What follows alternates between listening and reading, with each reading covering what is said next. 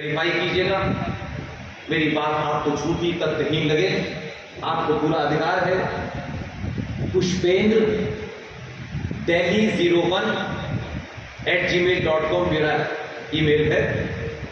आप social media पर ढूंढ सकते हैं, किसी चौराहे किसी सड़क पर कहीं भी मिल जाऊं, आपको पूरा अधिकार है मुझे रोक के कहिएगा कि फला दिन आपने ये तथ्य गलत दिया था। हाँ, एक बात साफ होता हूं, इतनी देर तक बोलने में कभी 24 का कोई 25 मुंह से निकल जाए या 22 का 23 निकल जाए, वो ह्यूमन एरर में ले सकते हैं, लेकिन मैंने कोई बात समग्रता में आपको झूठी बताई हो, आपको पूरा अधिकार है मेरा गलेवान पकड़ लीजिए।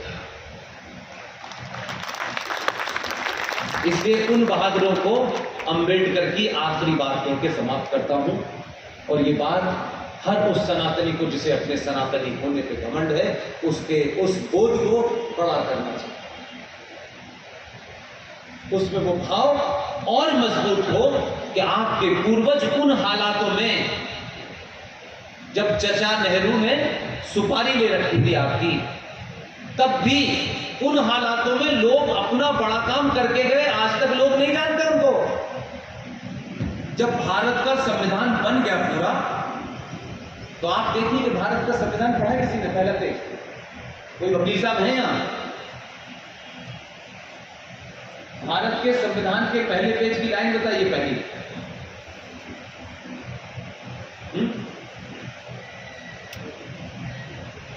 ये अफसोस की बात है, भारत के संविधान के पहले पेज पे पहली लाइन में लिखा हुआ है, इंडिया दैट इज भारत। आप कहेंगे कि मैं क्यों चिल्ला के कह रहा हूं? जिसके दिमाग में अपनी सभ्यता, अपनी संस्कृति, अपनी आस्थाओं और मान्यताओं के प्रति एक कमिटमेंट होता है, वो किसी भी स्थिति में दिन रात वही सोचता है कि इस परिस्थिति में मैं क्या काम कर सकता हूं। उस लाइन को दो लोगों ने पकड़ा, एक का नाम था डॉक्टर राजेंद्र प्रसाद और दूसरे का नाम था भीमराव अंबेडकर, और दोनों में यह मंत्रणा हुई कि भाई ये जो लिखा हुआ है इंडिया दैट इज भारत, क्योंकि भारत के संविधान को मूल रूप से अगर आप देखें तो ये गवर्नमेंट ऑफ इंडिया एक्ट 1935 की 99% फोटोकॉपी है। उन्होंने कहा इसमें इंडिया तो है, इसमें आईपीसी है, ये धारा वो धारा, और जो है पुलिस वाले बैठे हुए हैं, आप अपने बड़े ऑफिसर से पूछिएगा, जब पूछिएगा जब आपकी बात अच्छे मूड में होनी तो पता नहीं आप एक्शन न ले लें, उनसे पूछिएगा कि जिस पुलिस की वर्दी आपको पहनाई गई है, वो एसएसपी साहब जो आपको ज्ञान दे रहे हैं, उनसे पूछिएगा कि पुलिस 2023 में 1860 और 1861 के कानून से गवर्न हो रही है, इसमें इनका दोष नहीं है। आपको लगता है कि ये बेईमान है, नहीं, ऐसा नहीं है। इनके अफसरों को भी नहीं पता, होम मिनिस्टर इतने आगे चले गए उनको भी नहीं पता कि 1860 के कानून से ये देश की पुलिस आजाद भारत की आज भी गवर्न हो रही है, आज भी उसी कानून से चल रही है। तब B.R. अम्बेडकर ने और डॉक्टर राजेंद्र प्रसाद ने कहा कि इस संविधान में इंडिया है, भारत नहीं है। तो किसी से ज्यादा चर्चा नहीं की उन्होंने, और दोनों ने प्लान किया कि क्या हम भारत को इस पूरे संविधान के अंदर जो फंडामेंटल राइट्स हैं, हमारी ड्यूटीज क्या हैं, भारत के स्टेट के सेंटर के क्या रिलेशन होने चाहिए थे, राजा को क्या करना चाहिए था, इन सब का अध्ययन किया, और जो हमारी हजारों साल पहले की जो पद्धति थी उसको दिमाग में रखा। अब क्योंकि संविधान लिखा जा चुका था, 7 सितंबर को लिखना शुरू हो गया था संविधान, तो उन्होंने खटखट एक बात सोची और कहा कि हम क्या अनादिकाल से जो भारत की सभ्यता थी उनको चित्रों के माध्यम से अगर हम संविधान में डाल देंगे तो आने वाली पीढ़ियां उन चित्रों को माध्यम से समझ सकती हैं कि ये जो भारत है, इस भारत की पहले क्या गवर्न करने की, चलाने की सरकार की क्या पद्धति थी। तो इस पर दोनों में सहमति बनी और दोनों ने आनंद फानंद के अंदर ये तैयार किया। और बंगाल के शांति निकेतन नाम की एक जगह है, वहां एक बहुत बड़े आर्टिस्ट थे जिनका नाम है नंदलाल बोस, और मध्य प्रदेश के एक जगह है जबलपुर, मैं शायद अगले महीने जाऊंगा। वो वहां के रहने वाले थे, उनका नाम था राम मनोहर बेहोर सिन्हा, और वो भी उनकी टीम में शामिल हुए।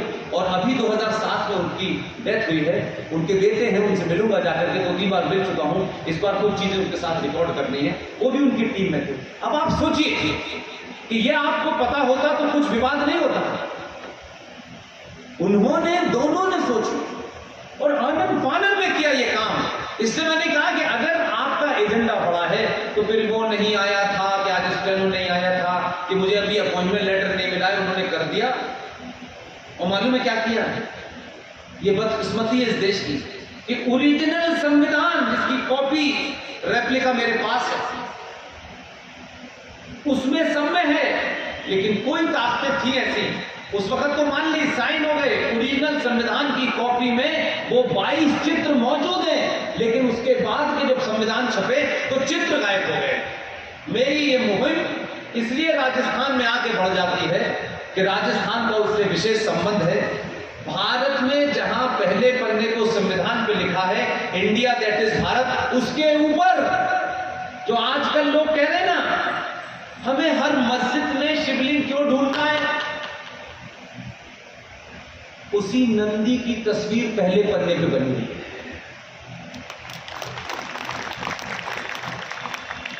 उसी संविधान में जिस गुरुकुल पद्धति को अंग्रेजों ने तोड़ दिया था और बंगाल में पहला कॉन्वेंट स्कूल बनाया था, और यह भी घोषणा कर दी कि कॉन्वेंट में अंग्रेजी पढ़ाई जाएगी और जो अंग्रेजी जानेगा उसे सरकारी नौकरी मिलेगी। मैकॉले ने जो भाषण दिया है पार्लियामेंट में, उसकी कॉपी पढ़ लीजिए, यूट्यूब पे अवेलेबल है। उसने अपनी संसद को बताया कि भारत में एक लंबे समय तक आपको राज अगर करना है तो भारत की जो गुरुकुल व्यवस्था है जिसमें पूरे समाज इन्वॉल्व है, उसका पूरा जीवन इन्वॉल्व है, उस गुरुकुल पद्धति को जब तक आप नहीं तोड़ेंगे तब तक भारत में लंबे समय तक आप राज नहीं कर सकते। उसके चलते बंगाल में पहला कॉन्वेंट बनाया गया। और मेरी बात बीच में छूट जाएगी, लेकिन क्योंकि कॉन्वेंट शब्द आ गया है इसलिए मैं बात आपको रख दूं, क्योंकि मुझे पता नहीं है कि मनोज भाई दोबारा मुझे बुला पाएंगे नहीं बुला पाएंगे, आप इतनी ताकत में आएंगे कि नहीं आएंगे। इसलिए मेरे मन में है कि जितनी चीजें हैं मैं दे दूं आपको, बाद में तो फिर कल देखा जाएगा, कल नहीं कुछ और बोलना है। तो गुरुकुल के बाद हुआ ये कि ये रहा कॉन्वेंट स्कूल। अब भारत के 90% लोग नहीं जानते कॉन्वेंट क्या है, how the word convent evolve. ये कॉन्वेंट शब्द आया कहां से? उस समय में जब भारत के अंदर विवाह नाम की एक संस्था है, मैरिज हमारे यहां एक तरीके का संस्कार माना जाता है। इस्लाम में मैरिज दो लोगों के बीच में कॉन्ट्रैक्ट माना जाता है। जो उस कॉन्ट्रैक्ट से बाहर निकलेगा तो जो डिपॉजिट रकम है जिसे वो महर कहते हैं वो नहीं ले सकता। लेकिन इन लोगों ने, ये जो ताई वाले आए थे जाहिल, इनके यहां ये फिलॉसफी थी कि एक युवा पुरुष और एक युवा महिला, उन दोनों का फिजिकल मिलन किसी सुख प्राप्ति के लिए है। उस सुख प्राप्ति में अगर जाने अनजाने में कोई बालक पैदा हो गया तो वो बालक क्या होगा, इसलिए स्टेट यानी राज्य सरकार यानी देश की सरकार उनके लिए बड़े बड़े हॉल बनवाती थी और उसके अंदर एक महिला को और एक पुरुष को वहां रखती थी। ये मैरिज का कंसेप्ट नहीं था उस दौर में।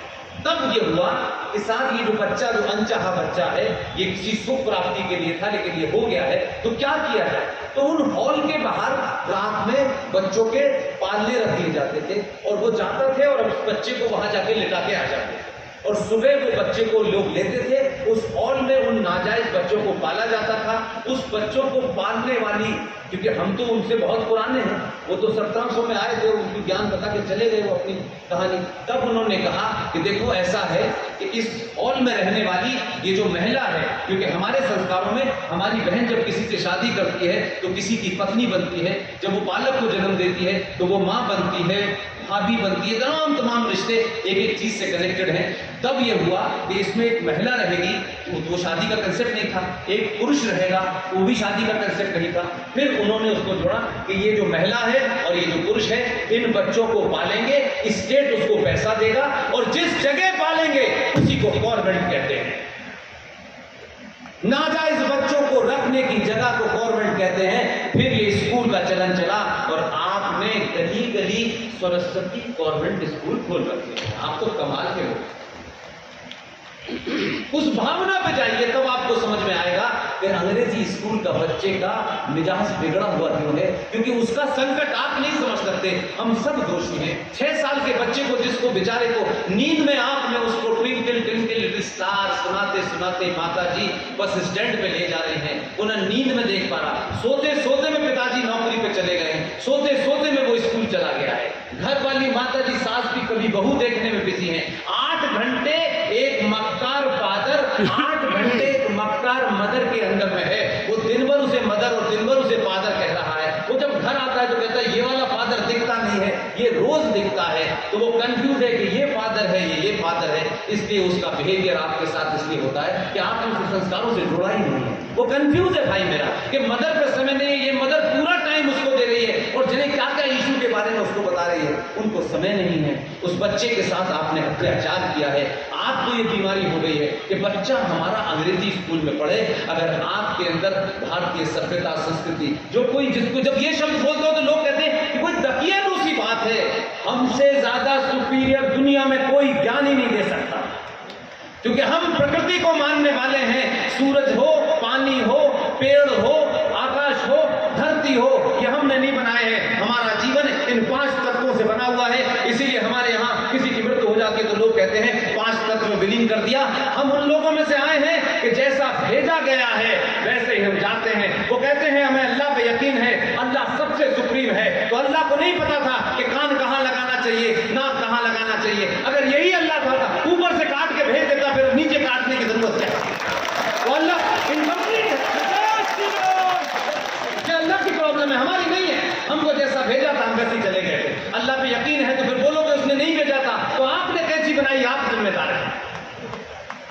इस बंदर के हाथ में आप उस तरह दे दे तो उल्टा सीधा इस्तेमाल होता है। आपने कैसी बना दी, उन्होंने उल्टी सीधी चीजें काट ली हैं। आप कहते हो मुसलमान,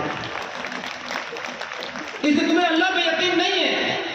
बीच में विज्ञापन आया, रेमंड का कपड़ा कंप्लीट लोगों के लिए, मतलब तुम नहीं पहन सकते, यू आर इनकम्प्लीट मैन। लड़ाई को लड़ाई की तरीके से लगे।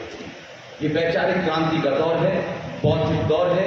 हथियार जब आप उठाएं तो पहले सोचें कि कुत्ते को मारने के लिए अगर आप डंडा उठाने में डरते हैं तो दुनिया में पहले यहां से बात होती है, पहले तर्कों से बात होती है, लॉजिक से बात होती है, उस पे बात करें तब बात की बात आएगी। आप डंडा उठा भी लेंगे, बंदूक आपको मिल भी जाएगी लाइसेंस की, तो भाई साहब वो मोह करेगा और आप छोड़ के भाग जाओगे, क्योंकि आप यहां से डरे हुए हो।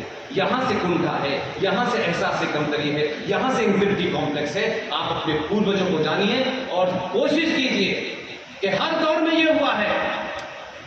आचार्य चाणक्य को जिसने देखा हो, जिसने वो सीरियल देखा हो, आचार्य चाणक्य ने जो जो बातें कही वो आज के भारत के सामने हो रही है। लेकिन हमने अपने बच्चों को आचार्य चाणक्य की शिक्षा नहीं दी। हमने कहा चाटुकार बनो, बड़ी नौकरी पाओ, बाबू बने रहो, नौकरी 3 घंटे करो, 8 घंटे की तनख्वाह लो, ऊपर की कमाई करो, 5 मकान बन जाए, 4 मकान बन जाए, बेटी को ये दहेज, बेटी को वो दहेज दे दें। बेटी को दहेज देने से बेटी जिंदा नहीं रहेगी। बेटी को सच बात बताइए, बेटी हमेशा जिंदा रहेगी। इसलिए अपने अंदर के उस जो बीमारी है उसको मारिए। आपको कोई नहीं मार सकता। आप वो लोग हैं यहां से छोड़ के वहां, वहां से छोड़ के वहां, कुछ अमेरिका भाग रहे, कुछ कहीं भाग रहे। आपने विकास की एक नई परिभाषा समझ ली है कि जितना ज्यादा बेटे को पैसा मिलेगा उतने विकास होगा। नहीं, पैसे से विकास हो रहा होता तो फिर ये नहीं होता पूरी दुनिया में नंगी कौमें घूम रही हैं। तभी भी आज भी आपका अगर एक सन्यासी ईमानदारी से खड़ा हो जाता है तो दिल्ली में, तो लखनऊ के अंदर लोग कांपने लगते हैं। सन्यासी होने का मतलब नहीं है कि ढोंग करो, दुनिया के कुकर्म करो, गेरुआ पहन के घूम रहे हो। गेरुआ वो भी पहन के घूम रहा है, अच्छा अच्छा कप कपा रहा है। को उसकी जाति क्या है, नहीं जाती है, मुझे उसमें इंटरेस्ट नहीं है। वक्त की मांग है, ऐसे ही पागलों को चुनिए जो आधी आस्तीन का कुर्ता पहने और पूरी आस्तीन वाले का पजामा टाइट कर दे। अगर आज आप इस गलतफहमी में हैं कि जब तक हमारा नहीं आएगा तब तक आप रहने वाले नहीं हैं। कश्मीर से इसी तरीके से 5.5 लाख, मेरी आंखों के सामने की कहानी है, इसलिए 1988 में मेरा कैरियर शुरू हुआ है, इसलिए मुझसे कुछ पूछिएगा, मैं बड़ी लंबी कहानी बता सकता हूँ। 88 में मैंने कैरियर शुरू किया, 90 में मैंने अपनी आंखों में देखा, अपनी आंखों से देखा। कोई दुनिया का माई का लाल ह्यूमन राइट वाला नहीं आया। आपके 5 लाख लोगों को अपनी जगह छोड़नी पड़ी, 2,500 लोगों को बहन बेटियों के रेप हुआ, मर्डर हुआ। ऐसी ऐसी विवश कहानियां हैं कि फिल्म में एक नहीं 1000 बन जाती। आपके सोने की प्रकाशता यह है कि आपको फ्रांस में कौन सा कपड़ा आया है, कौन सा लहंगा आया है, कौन सी टाई आई है, ये पता है, लेकिन कश्मीर में आपका सगा सनातनी भाई मारा गया 1990 में, उसके लिए आपको फिल्म बना के दिखाना पड़ा। ये हमारे सोने की पराकाष्ठा है। माफ कीजिए, आपने मुझे इतने दहर के साथ सुना। ऐसे लोगों का मनोबल बढ़ाइए। आप सब लोग चाणक्य की औलादे हैं, चाटुकारों की नहीं है। अपने बोध करिए, अपने अंदर कोई हुई शक्ति है उसे जगाइए। दुनिया आपकी तरफ देख रही है, ऐसे ही नहीं घूम रहा है। क्या कहते हैं, अंग्रेजी बोलने वाले ही प्रधानमंत्री बनता है, बड़ा डिग्री वाले ही बनता है। जिसके पास डिग्री होती है और जो डिग्री के लिए मार्कशीट की चिंता करता है कि मेरे हाईएस्ट नंबर आए, दुनिया का इतिहास उठा के देख लीजिए, जो मार्कशीट की चिंता करता है वो जिंदगी में कभी राष्ट्र नहीं बचाता, सिर्फ अपनी नौकरी बचाता है।